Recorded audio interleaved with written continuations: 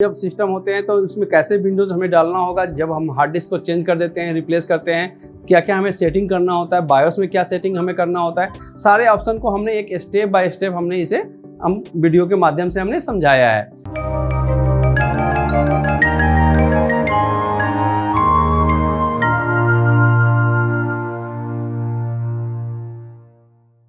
Hello friends, आपका YouTube channel में हमारा स्वागत है। हमने एक नए वीडियो के साथ फिर हम आपके पास आए हैं। तो जो हमारे चैनल अगर यदि आप सब्सक्राइब नहीं किए तो प्लीज़ हमारा सब्सक्राइब भी कर लीजिए, क्योंकि जो हमारा चैनल है वो इंस्टीट्यूट जो हमारा मल्टीटेक है उसी के नाम से चैनल है। तो इस इंस्टीट्यूट में हमने बहुत सारे कोर्स भी लाए हैं, मल्टीटास्क कोर्स भी लाए हैं। तो इसमें हमारे बहुत सारे कोर्सेज हैं, जिसमें हम कोर्स के नाम भी आपको बता देते हैं। सबसे पहले नंबर 1 पर हमारा जो कोर्स चलता है लैपटॉप रिपेयरिंग, जिसमें chip level, micro chip level की रिपेयरिंग बताई जाती है। मतलब आपको जो समझिए कि पीसीएच और जो भी हमारे प्रोसेसर लगे होते हैं उन सभी आईसीस को निकालना लगाना भी हम बताते हैं। जो माइक्रो चिप लेवल की रिपेयरिंग जो हम बताते हैं, आपको दिल्ली में बहुत कम ऐसे जगह मिलेंगे जो जहां पर माइक्रो चिप लेवल की रिपेयरिंग भी बताई जाती है।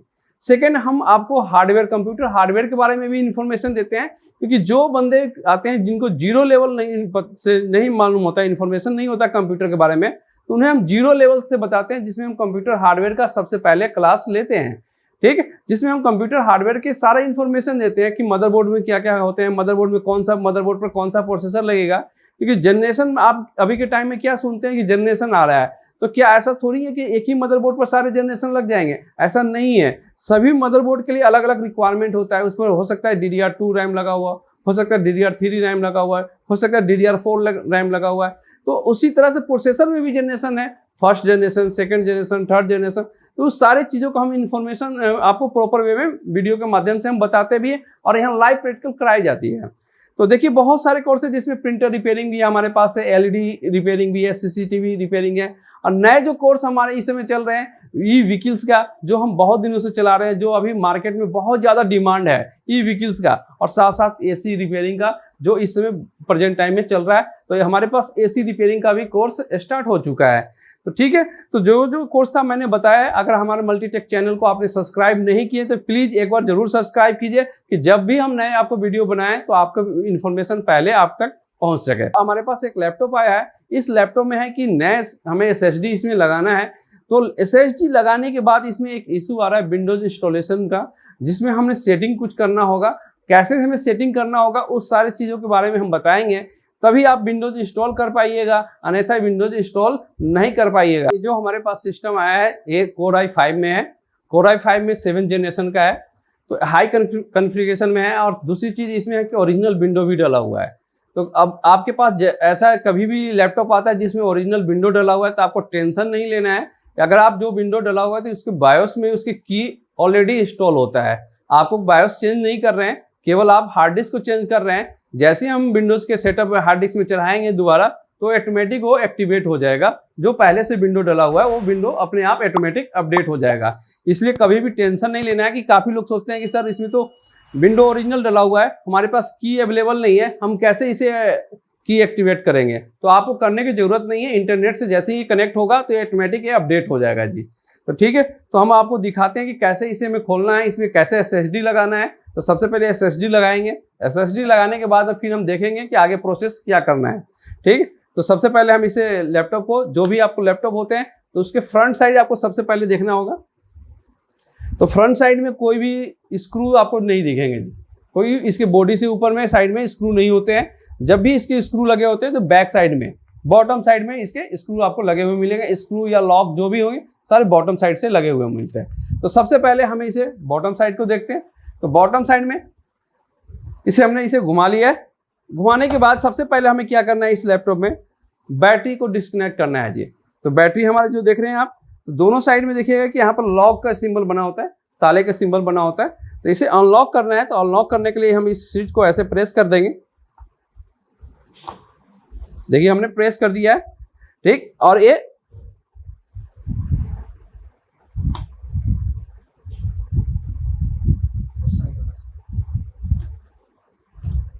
और देखिए ये हमारा बैटरी सेल ओपन हो चुके हैं।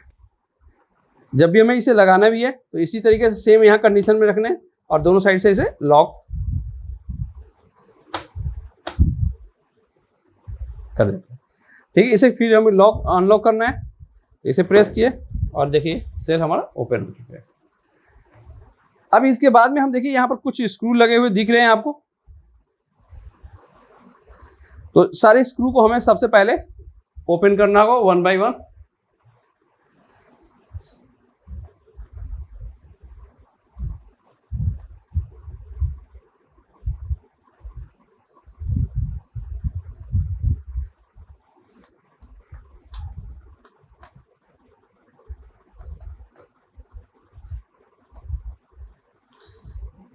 अब जितने भी स्क्रू लगे हुए हैं सभी स्क्रू को हमें वन बाय वन ओपन करना है। ये जो ये स्क्रू हम ओपन कर रहे हैं ये डीवीडी राइटर के लिए स्क्रू लगे होते हैं।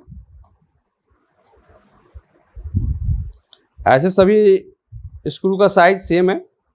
देखिए डीवीडी राइटर हमने ओपन कर लिया, अगर इस स्क्रू में यहाँ पर फंसा हुआ होता है पॉइंट में, और इसके बाद में इस स्क्रू को भी ओपन की।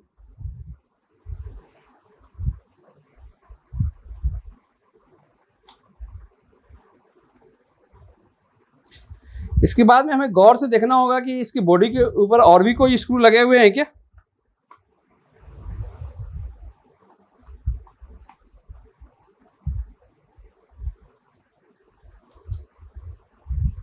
किसी किसी में ऐसा भी होता है कि इसके जो रबर लगे हुए हैं देख रहे हैं, इन सभी रबर के नीचे भी स्क्रू लगे होते हैं।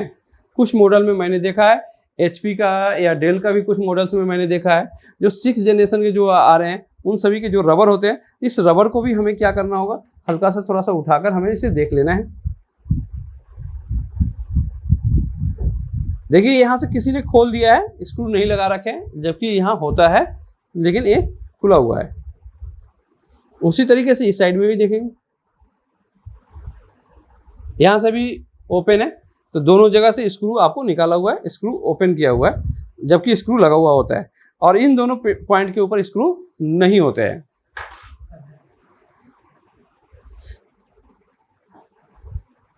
अब इस पर भी देख लेते हैं, एक बार चेक कर लेते हैं कि स्क्रू अवेलेबल है या। तो देखिए स्क्रू इसमें भी लगे हुए हैं।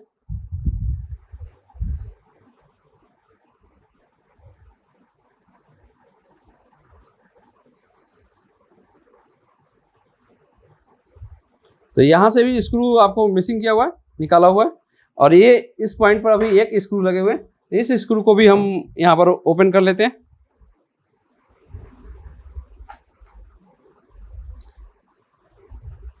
कुछ मॉडल में ऐसा भी होता है कि डीवीडी राइटर खोलने के बाद यहाँ पर भी 2 या 3 स्क्रू लगे होते हैं इस बॉडी पर।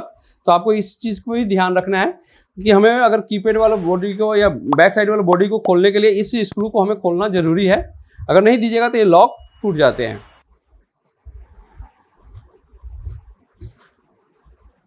अब इसके बाद में हमने इसे ऐसे कर लिए, और करने के बाद एक ओपनर लेंगे, जो हमने पहले भी बताया था कि एक हमारे पास ओपनर होना चाहिए।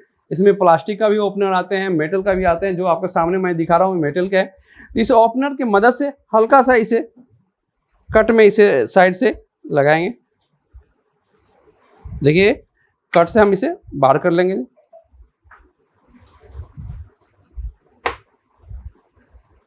और इसे आराम से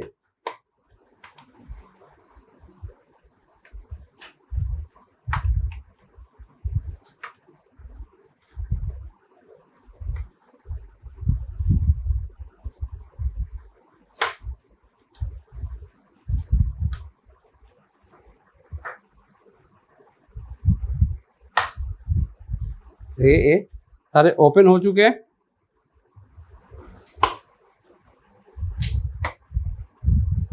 उसी तरह से हमें यहाँ पर आराम से साइड से सारे ओपन कर लिए।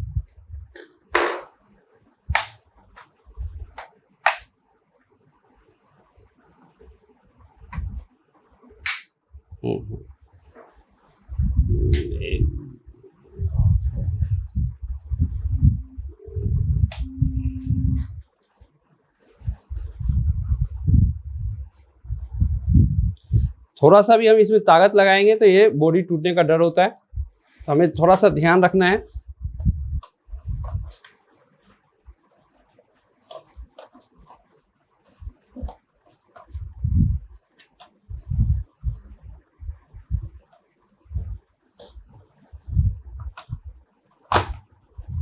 और ये आराम से ये साइड से ओपन हो जाएगा।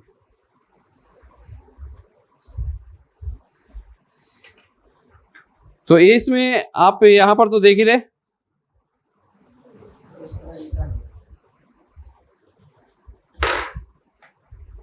ऑलरेडी इसमें 500 GB का SSD लगाया हुआ है। जो SSD देख रहे हैं, जहाँ पर नॉर्मल हम हार्ड डिस्क लगाते हैं उसी कंडीशन में हमें इसे लगाना होता है। कोई इसमें लगाने का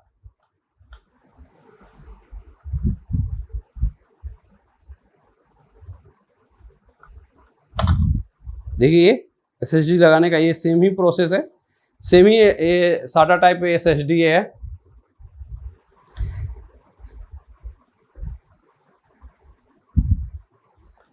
देखिए इसमें आपको M2 का भी दिया हुआ है जो आप लगा सकते थे। हम अगर इस SSD को ना भी यूज कर लेते, दूसरे जो लेटेस्ट में आ रहे हैं जो बारीक सा होते हैं, इस पॉइंट में हम लगाकर इसे भी लगा सकते थे जी। तो यहाँ पर भी दिया हुआ है ऑप्शन, इसमें भी अवेलेबल है, आप लगाना चाहते तो लगा सकते थे। यहाँ से यहाँ तक ये आदि, यहाँ पर एक छोटे से स्क्रू लग जाएगा इस पर, ये SSD यहाँ से यहाँ कनेक्टिविटी में हो जाते। और जो इनबिल्ड आपको हार्ड डिस्क दिया हुआ रहता है 1 TB या 2 TB, ऑलरेडी इसी में इनबिल्ड ही रह जाता है जी। जैसे हमें कोई कहता है कि हायर जनरेशन में, जैसे 6 जनरेशन से अपर में जो भी जनरेशन आ रहे हैं उसमें कोई कहता है कि हमें SSD लगाना है, तो इस टाइप के SSD का आप सलाह मत दीजिए, क्योंकि जो इनबिल्ड हार्ड डिस्क है वो लगे रहने दीजिए। ठीक है, इस SATA टाइप हार्ड डिस्क का सलाह मत दीजिए किसी को, जिसे हम बोलते हैं M2। ठीक है, तो इस SATA को हम लगाकर यहाँ पर काम चला सकते हैं, क्योंकि ये ऑप्शन दिया है यहाँ से लेकर यहाँ तक है।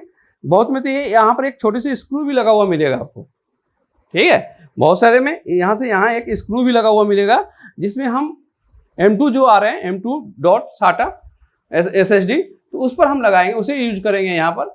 और थोड़ा सा सेम ही रेट पड़ता है, ज़्यादा कोई फर्क नहीं पड़ता है। जिससे क्या होता है कि कस्टमर का हमें बेनिफिट ये हो जाएगा कि इनबिल्ड उसका हार्ड डिस्क भी रह गया जो हार्ड डिस्क पहले से है, और इससे स्पीड भी उसका फास्ट हो गया जी, दोनों काम हो गया। अब इसके लिए हमें फिर क्या करना पड़ा है, जो ये हार्ड डिस्क यूज कर रहे हैं तो इसके जो पहले वाला हार्ड डिस्क है उसे हमें बाहर निकालना पड़ा है, फिर उसे एक्सटर्नल बनाना पड़ा है, फिर उसे एक्सटर्नल बना के हमें उसे USB कनेक्टिविटी भी करना पड़ेगा। जब जब उसे डेटा लेना होगा उससे उसे कनेक्ट करके उसे डेटा लेना होगा, तो उन्हें भी तो थोड़ा टाइम ज़्यादा लगेगा। ठीक है, तो इसलिए हमें कस्टमर को कैसे गाइड करना है। देखिए कस्टमर क्या होता है कि उन्हें पता नहीं होता कि कौन सा कंप्यूटर लेना है, कौन सा डिवाइस लेना है, कैसे हमें यूज करना है, तो हमें उसे गाइड करना होता है। तो देखिए हम इसमें हार्ड डिस्क फिर हम दोबारा लगाने जा रहे हैं। जो हमने पहले आपको बताया एक SATA में, एक SATA के लिए पावर के लिए कनेक्शन होता है जो 15 पिन के होते हैं, और एक SATA सिग्नल के लिए 7 पिन के होते हैं, जो दोनों चीज़ आपको दिख रहे हैं यहाँ पर। कैसे हमें कनेक्टिविटी में करना है, सेम आपको यहाँ पर लाना है।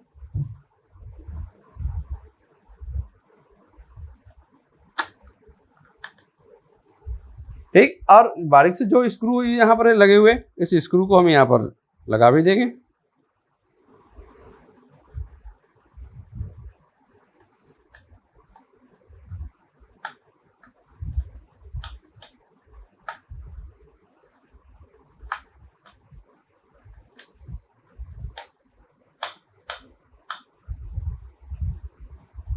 देखिए हमने इसमें हार्ड डिस्क मैंने SATA लगा दिया है। अब इसमें हम विंडोज़ भी इंस्टॉल करके देखेंगे, इसमें एरर क्या आ रहा था वो भी मैं आपको दिखाऊंगा। देखिए इसके बाद में, ठीक है, तो देखिए तो अब हम इसमें कवर को लगाने जा रहे हैं।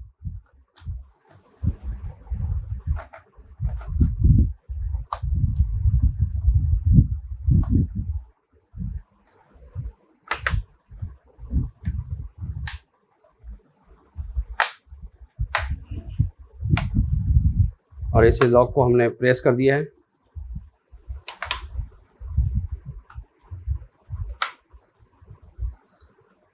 और इसके ऊपर जो स्क्रू लगे हुए थे उस स्क्रू को हम सबसे पहले अब लगाएंगे यहाँ पर।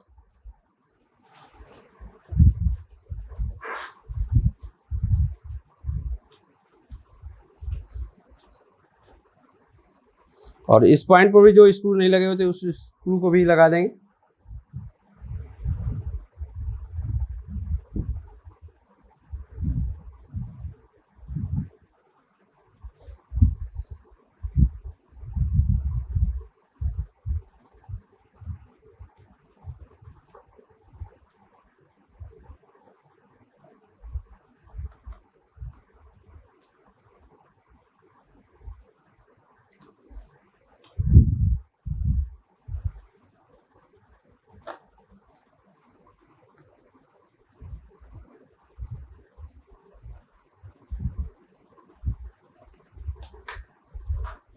और अब इसके बाद में हम इस लॉक को भी देख लेते हैं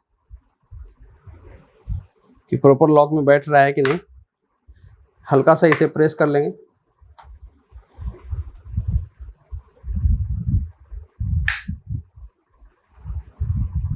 देखिए प्रॉपर बैठ गया है।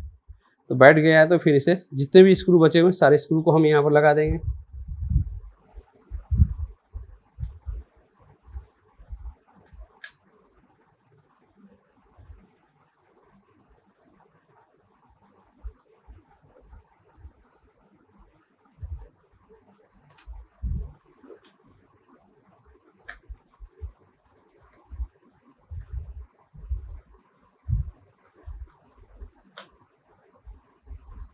और इसके साथ साथ में डीवीडी राइटर को भी लगा देंगे।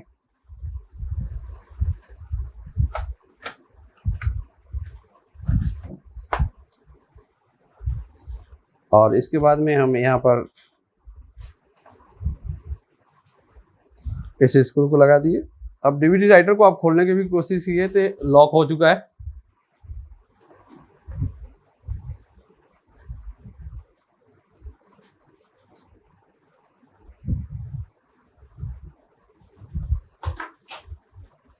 अब इसके बाद में हम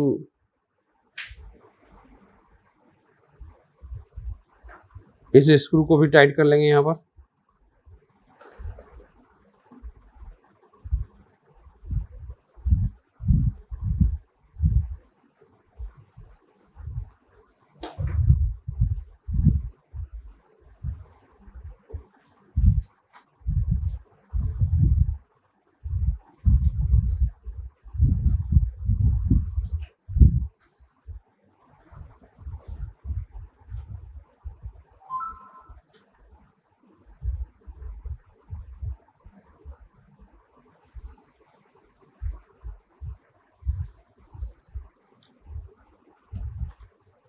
और इसके बाद में इसे हम बैटरी को कनेक्ट कर दिए।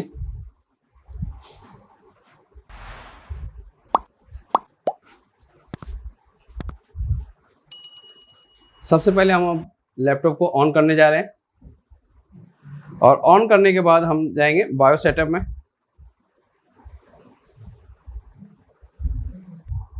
तो देखिए हम अभी सबसे पहले हम क्या कर रहे हैं, पेन ड्राइव अपना बूटेबल जो बना रखे हैं, जो बूटेबल हमारे जीपीटी में है, उस पेन ड्राइव को हम इसे कनेक्ट कर रहे हैं।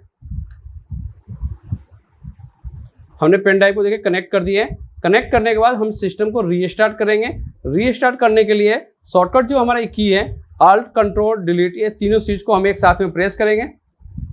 देखिए हमारा सिस्टम रीस्टार्ट हो गया है। और सबसे पहले बायो सेटअप में जाएंगे F9 की मदद से।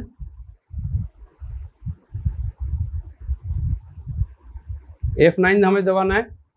विदिन 5 सेकेंड के अंदर में हमें प्रेस करना होता है।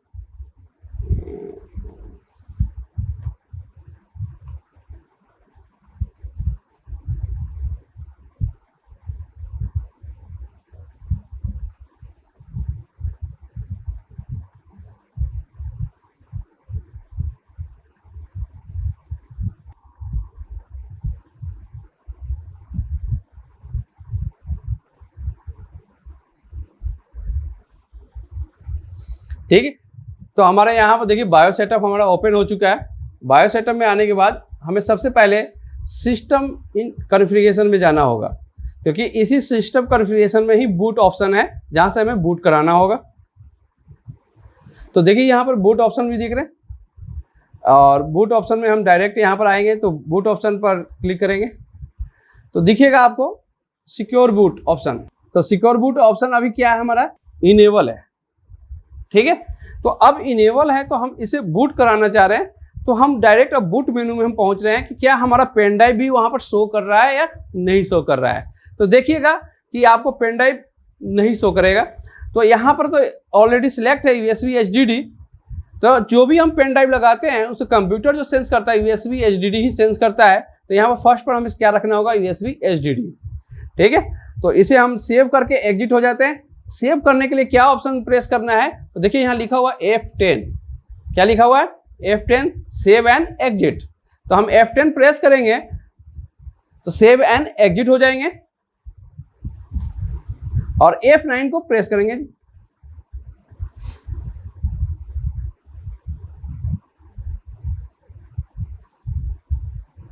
तो देखिए यहाँ पर बूट ऑप्शन तो आ गया, लेकिन यहाँ पर बूट डिवाइस आपको शो नहीं कर रहा है। जब हमारे डिवाइस ही नहीं शो कर रहा है तो क्या इसमें विंडोज इंस्टॉल हो सकता है? नहीं हो सकता है, क्योंकि आपको बूट डिवाइस यहाँ पर शो नहीं कर रहा है। कह रहा है कि बायोस सेटअप में आप जाइए। तो बायोस सेटअप में जाने के लिए क्या प्रेस करने के लिए कर रहा है? बार बार हमें F10 प्रेस करने के लिए कर रहा है। तो हम F10 फिर दोबारा हम यहाँ पर प्रेस करेंगे।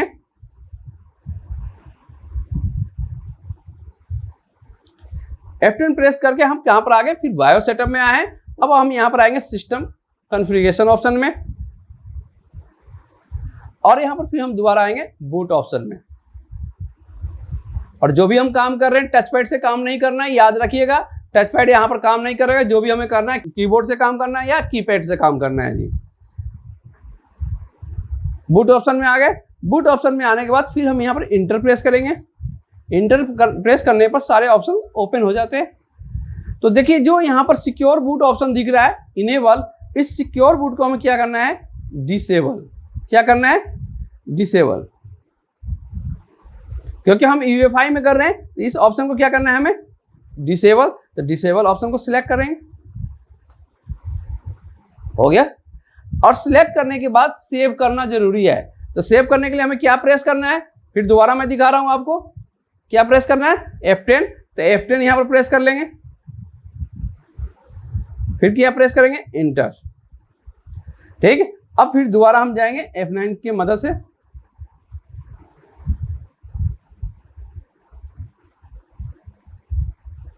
अब हमारे सिस्टम में कॉन्फ़िगरेशन चेंज हो चुका है, बूट हो चुका है। तो अब इस तरह से ऑपरेटिंग सिस्टम के लिए कर रहा है operating system boot mode change. आपका जो ऑपरेटिंग सिस्टम का बूट मोड है वो चेंज हो रहा है। तो चेंज करने के लिए अब यहाँ पर हमें क्या प्रेस करना होगा? जो लिखा हुआ है 3107 प्लस इंटर। तो पहले हमें यहाँ पर लिखना है 3107 प्लस इंटर। हमने प्रेस कर दिया है। हार्ड डिस्क बूट ऑप्शन आ रहा है।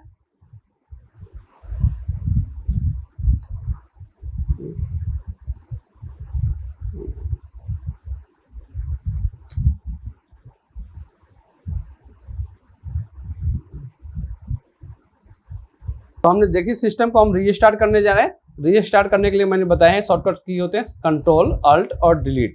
ये तीनों चीज को एक साथ में दबा देंगे और दोबारा हम प्रेस करेंगे F9। तो देखिए हमारा बूट ऑप्शन में आ गया है, बूट हो गया है। अब इसे बूट होने के बाद हम करेंगे इंटर प्रेस करेंगे। कहेगा boot select the boot image not the authentic, press enter to continue. फिर सेम प्रोसेस आया तो हम दोबारा यहाँ पर प्रेस करेंगे F10। F10 हमने प्रेस किया। फिर आया सिस्टम कॉन्फ़िगरेशन ऑप्शन में आएंगे और यहाँ पर हम आ जाएंगे बूट ऑप्शन में जी। बूट ऑप्शन में आके फिर हमें सिक्योर बूट जो ऑप्शन देखे थे उसे हम दोबारा डिसेबल हम करने जा रहे हैं। डिसेबल करने के बाद हमें इसे सेव करना होगा। सेव करेंगे, इंटर प्रेस किए और फिर इसके बाद में हम F9 प्रेस करेंगे।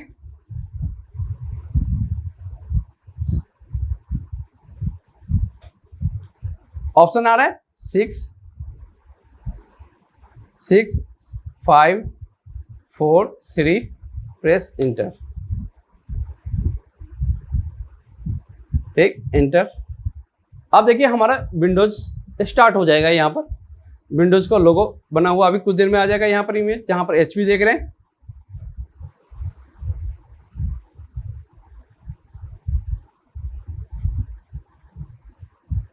देखिए यहाँ पर कॉलम बना हुआ शुरू हो गया है।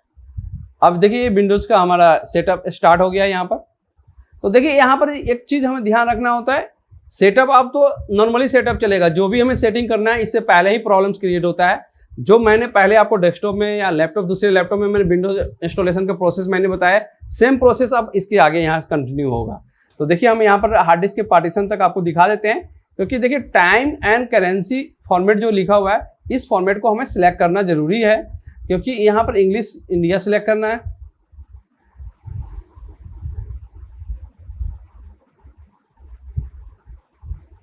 क्योंकि हम इंडिया में अभी काम कर रहे थे, इंडिया के लिए हमें टाइम फॉर्मेट सिलेक्ट करना ही होगा। तो इंडिया देखिए आगे सिलेक्ट कर लिए अब हम यहां पर कर देंगे नेक्स्ट, इंस्टॉल नाउ।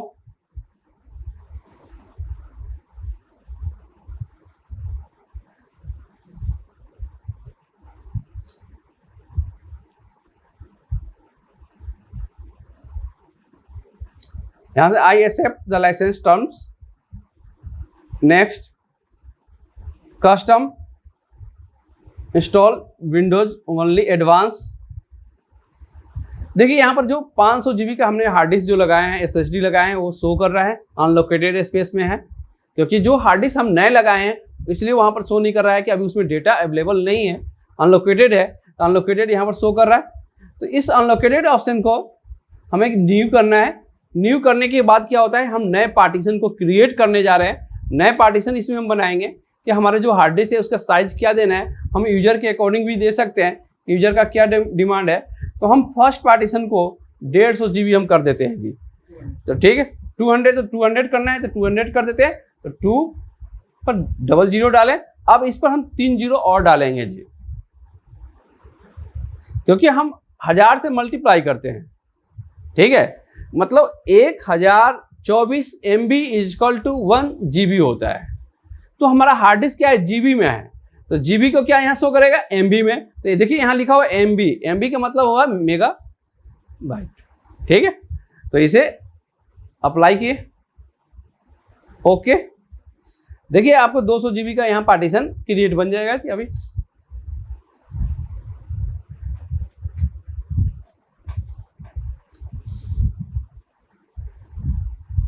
देखिए आपको पार्टीशन यहाँ बन के तैयार हो गया है। यहाँ पर GPT में जब बनता है तो इस तरह से पार्टीशन आएंगे, रिकवरी फाइल्स आएंगे, सिस्टम फाइल आएंगे, सिस्टम रिजर्व फाइल भी आएंगे जी। अब इसके बाद में जो पार्टीशन बचे हैं उसी पार्टीशन को हम यहाँ पर न्यू एक ही बार में कर देते हैं। इसे हम D बना दिए। पहले जो फर्स्ट पार्टीशन जो बना 200 GB का वो C बना है। जब भी फर्स्ट पार्टीशन बनेगा C बनेगा, सेकेंड जो पार्टीशन बनेगा वो D बनेगा। और आपको कभी एक माइंड में क्वेश्चन आएगा कि सर A और B क्यों नहीं ड्राइव रिलेटेड आता है, C और से ही क्यों स्टार्ट होता है। तो ये आपको याद रखना चाहिए कि A और B जो ड्राइव रिलेटेड होता है ये फ्लॉपी के लिए रिजर्व होता है। इसलिए हमें कभी भी हार्ड डिस्क को हम पार्टीशन बनाएंगे तो जो फर्स्ट पार्टीशन बनेगा वो C से ही स्टार्ट होगा। ठीक है, तो C हमारा जो ऊपर वाले हैं 200 GB का, सेकेंड जो हमारा क्या है D। तो फर्स्ट पार्टीशन को हमने सिलेक्ट कर लिया। सिलेक्ट करने के बाद क्या करेंगे, नेक्स्ट। अब आपको यहाँ पर कुछ नहीं करना है, 5 स्टेप आपको सामने यहाँ दिख रहे हैं। Copy Windows file, getting files ready and installation, ठीक, installing features, installing update, finishing up. ये 5 स्टेप आपको ऑटोमेटिक अब होता रहेगा जी। कुछ टाइम में आप देखिएगा ये सारे स्टेप आपको बहुत ही जल्दी ये कंप्लीट हो जाएंगे, क्योंकि इसमें SSD लगा हुआ है और टाइम ड्यूरेशन ज़्यादा नहीं लगेगा। तो देखिए हमने आपको विंडोज़ नए जब सिस्टम होते हैं तो उसमें कैसे विंडोज़ हमें डालना होगा, जब हम हार्ड डिस्क को चेंज कर देते हैं, रिप्लेस करते हैं, क्या क्या हमें सेटिंग करना होता है, बायोस में क्या सेटिंग हमें करना होता है, सारे ऑप्शन को हमने एक स्टेप बाय स्टेप हमने इसे हम वीडियो के माध्यम से हमने समझाया है। ठीक है, क्योंकि देखिए अब जो ऑप्शन इसमें आ रहे हैं वो ऑलरेडी नॉर्मल ऑप्शन है, जो आप हमारे लिंक में भी देख सकते हैं। अगर हमने इस पर भी वीडियो मैंने बनाया है पहले भी कि विंडोज़ कैसे इंस्टॉल करना होता है। अब आपको ईजी स्टेप आ गया है कि विंडोज इंस्टॉल हो जाएगा कुछ सेकंड में, माने कुछ मिनट में, सेकंड में नहीं तो मिनट में होंगे, कम से कम 15 से 20 मिनट लगेंगे अभी टाइम। इंस्टॉल होने के बाद इसके ड्राइवर इंस्टॉल करना होता है। नॉर्मली आप इसमें कुछ करने की जरूरत आपको नहीं है। अगर यूजर का डिमांड है कि कुछ एप्लीकेशन सॉफ्टवेयर वो डिमांड कर रहा है तो उस एप्लीकेशन सॉफ्टवेयर को विंडोज इंस्टॉल कंप्लीट होने के बाद हमें उसे इंस्टॉल करना ही होगा। ठीक, अब देखिए ये तो नॉर्मल प्रोसेस हमारा हुआ जो हमने आपको नए वीडियो के साथ बताया है। ठीक है, नए वीडियो हम जो भी आपको बनाएंगे तो फिर नेक्स्ट वीडियो के साथ नेक्स्ट टाइम में आपसे हम मिलते हैं। थैंक यू, धन्यवाद।